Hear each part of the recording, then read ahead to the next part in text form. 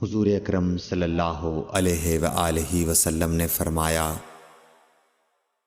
کہ وحی نازل ہوتے وقت کبھی مجھ کو گھنٹی کی سی آواز محسوس ہوتی ہے، اور وحی کی یہ کیفیت مجھ پر بہت شاق گزرتی ہے۔ جب یہ کیفیت ختم ہوتی ہے تو میرے دل و دماغ پر اس فرشتے کے ذریعے نازل شدہ وحی محفوظ ہو جاتی ہے، اور کسی وقت ایسا ہوتا ہے کہ فرشتہ بشکل انسان میرے پاس آتا ہے اور مجھ سے کلام کرتا ہے، پس میں اس کا کہا ہوا یاد رکھ لیتا ہوں۔ صحیح بخاری حدیث نمبر 2۔